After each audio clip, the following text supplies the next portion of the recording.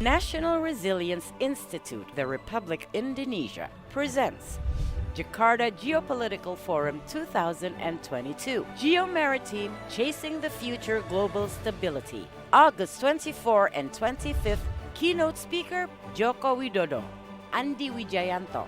Speakers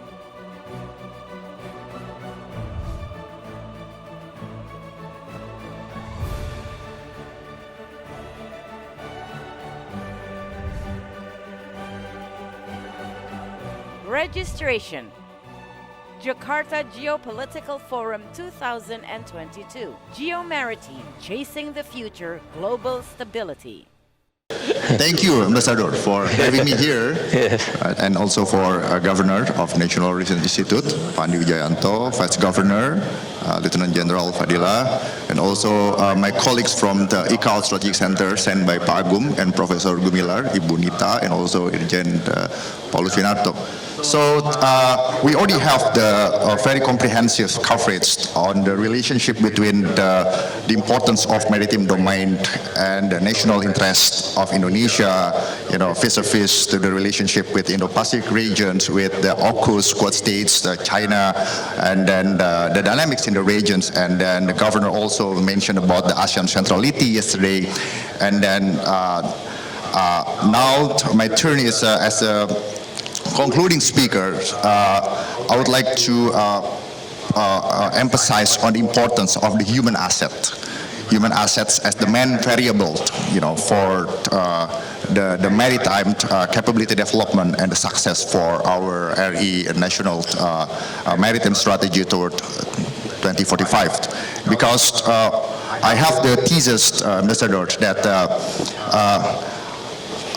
the dynamic of the who can influence the rule-based order related to the maritime domain in the regions is influenced by how best the states can prepare their human assets in dealing with technology, in building technology, because domains is meaningless unless we can develop technology, can use that technology to make that domain become useful for our interest. Like the way we develop the cyber capability, the way we develop something in order to maximize what is provided by the sea, for example. So my next slide. Yeah, so I will cover it in less than 20 minutes with the emphasis on the human assets as the linchpin variable for what we have discussed for the last 2 days, for these 2 days. And then my presentation will be divided into 7 sections. And then the first sections, next slide. I just want to focus on my thesis that we have to take the most of globally emerging technology available. And then it will significantly determine how good we are as the nations and as the states to develop our maritime capability, and to make sure that we are on track as we envisioned our national maritime strategy toward 2045. We have to review on it. And then since Indonesia is non-light countries, so we have to be using the constructivist approach to engage the global market. So we have to have the right thinking about the emerging technology so we can take the most out of available at the global markets. And then the maritime capability developments, put in simple ways, they have 2 elements. First is we as the nations and as a state have to build the necessary maritime infrastructures and the respectable naval force. And then we have to make sure that our national maritime strategy toward 2045 is always on check by checking on the quality of human assets that we have. Next. So at the bottom line, answer to my thesis questions is RE human assets is the linchpin variable. And then even though technology is well developed, they are not the strategists. We are human is the strategist. We are the one who knows how to use the technology. And then it's been well covered before by previous speakers. And then it will positions us better in the competitive and the cooperative, competitive and conflictual settings at the world stage. And then especially now we are dealing with the phenomena of the great power politics and disruptive technology with innovative and rapid change in the character of warfare. Next. So what is the next slide? Okay, so what is the constitute the emerging technology? So basically, what we are facing now as a disruptive, someday it will become the common technology that we will use every day. So when we talk about technology, so we have to have the future-oriented thinking out of the box. And then that's why the human assets is very, very important, and then we cannot put that aside. And then I have two boxes here. The first box is talking about what the Pentagon defines as the 8 most important technologies that will change the character of war. And then on the next box, we can see the top 10 emerging tech according to CompTIA emerging tech community. At least we can see the conjoin between the two boxes. And the first one is the AI, and the second one is a quantum computing. Governor Andy often talk about this matter. So I follow also his thought about this, and then at least, so from these two boxes, we can see that we have to be very familiar with the AI and the quantum computing. Not we, but the human assets that will become the significant variable for the success of our strategy toward 2045. Next. So what constitutes the maritime capability development according to the draft formulated by Pak Luhut's office, Menko Maritim Investasi. At least we have two goals: to become the strong maritime state and globally competitive maritime nations. So it's a very big job, right? So, and then they have targets, and then they review the targets. But the point is, I would like to emphasize here, it's not only the work of the government. It must be culturally inherent in the nations. That's why the human factor is very important, and Lemhannas plays the important roles in preparing the future leaders to be able to anticipate and lead in the innovative and then the quick adaptations to the rate of change in the character of warfare. Right. So related to and then also related to the maritime domain. That is interconnected to the land, cyber, space, and air. Right, so everything is connected. And the next slide, yes, I'm talking about the coherence of the maritime strategy toward 2045. If we see here, right, the goals are very well defined. As a state must be strong, as the nations must be culturally competitive in the global place. And then there are three aspects here: economics, politics, and culture. So I just want to emphasize one more that it has been well covered by the previous speakers, that we have to know how to think right about the emerging technology and how we combine it with the maritime domain and how we develop the technology, take the most out of available. We have to think right about that, think with the future-oriented thinking, and use that for developing our maritime domain that is interconnected with other domains. So there are four here, like the basic is regulasi, oversight, institutions, and also information systems.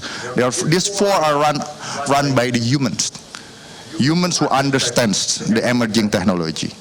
And then in the strategic dictionary, we're not living in a vacuum. We're living in the environment where, you know, other people are around. So we have to be able to outpower or outsmart our contenders, yeah, put it that way. And then if we see the strategy here, is divided into four steps. First is strong Indonesia, advanced Indonesia, independent Indonesia, and then, wow, it's a pusat maritim dunia, the center of the maritime civilization. That's such a big target.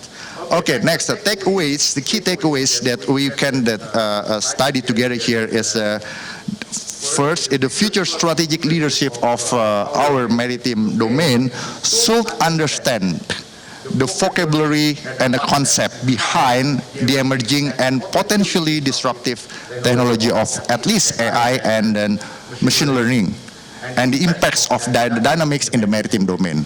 Second, the future strategic leadership of RI maritime domain should understand the current and potential future applications and capabilities, and also some of the limitations and concerns of AI and machine learning, the context of within the context of maritime domain and its relationship with other strategic domains, land, sea, land, air, space, and cyber domain. So, having said that, so we have to be familiar. We have to be familiar with innovative and leadership through change, where our future strategic leaders can anticipate and lead rapid adaptations and innovations during a dynamic period of what I say here, accelerations in the rate of change in warfare under the global competition, great power politics, and disruptive technology. So this is very important for us to have the right framework. And next slide. And the conclusions. So globally emerging and disruptive technology must be seen as both challenging and opportunistic phenomena to manage and exploit, right? So we should not have the preconceived mind pertaining to the globally emerging technology without first preparing our mind to embrace the phenomenon with a truly strategic mindset. Critical, thinking in time, synthesis, systemic, creative, and then also futuristic. We have to develop this culture, and then I think as I'm representing here IKAL Strategy Center, so I'd like to recommend we need to reframe our ways to educate our future strategic leaders and relative to what China, NATO, Quad States, and FPDA, the Five Eyes, and also AUKUS are doing. So I think this is the roles that Lemhannas and then IKAL Strategy Center can do together to support each other. And then as the recommendations, next slide, I have next, the cognitive wise and also the institutional wise. The cognitive wise is we need to deepen our understandings of the implication of disruptive and future tech for adversary, contenders, and also ourselves relative to other countries.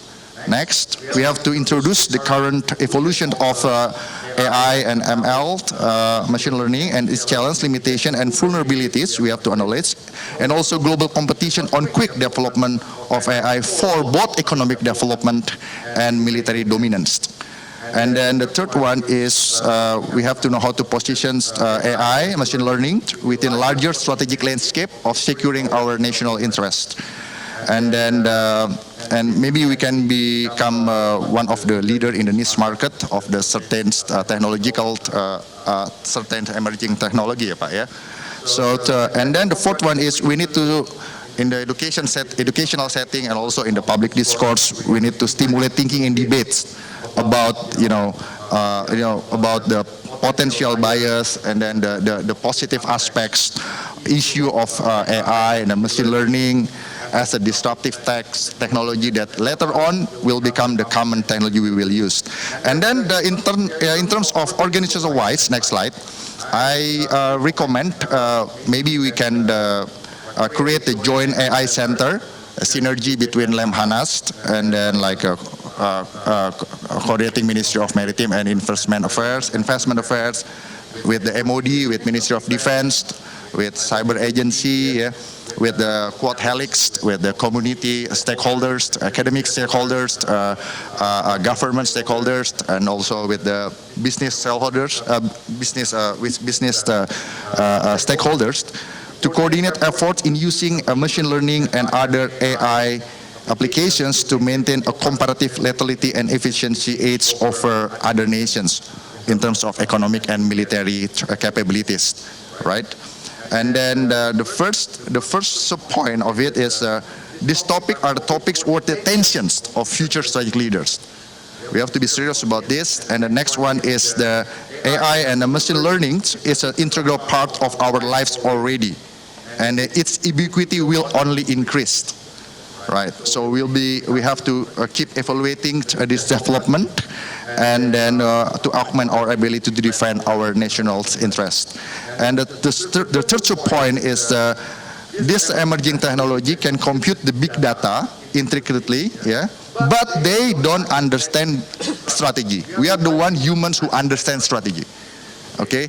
And then that's why any emerging technology needs humans to take those insights and determine what role they will play in a larger strategy that accomplishes the identified objectives.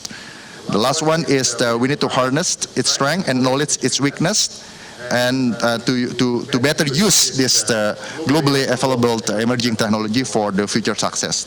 And next, as I represent IKAL Trade Center, so I'm we are ready to support Lemhannas and all other stakeholders in Indonesia to address these next research questions about emerging technology, or called this emerging technology advanced, truly disrupt, and then to what level that we as strategic leaders need to understand it, and then the commercial sectors related to the emerging technologies, and which applications provide the most potential for our economic and national interests, especially in the maritime domain. And then the last one is what strategic level actions that we should do today and in the near future as compared vis-a-vis to like China, NATO, Quad states, AUKUS, Indo-Pacific region states, and because we are not living in a vacuum. So as the last point, Ambassador, I just want to emphasize the importance of us to make the human as the main asset. And maybe this is just a reflecting thought from my opinion. In Indonesia's military establishment, the J1 is the intelligence, the J2 is the operations, and J3 is humans. Maybe we need to reconsider it and to make the human as the J1. This is provoking ideas. Thank you, Ambassador. I think this is my thought for today. Thank you.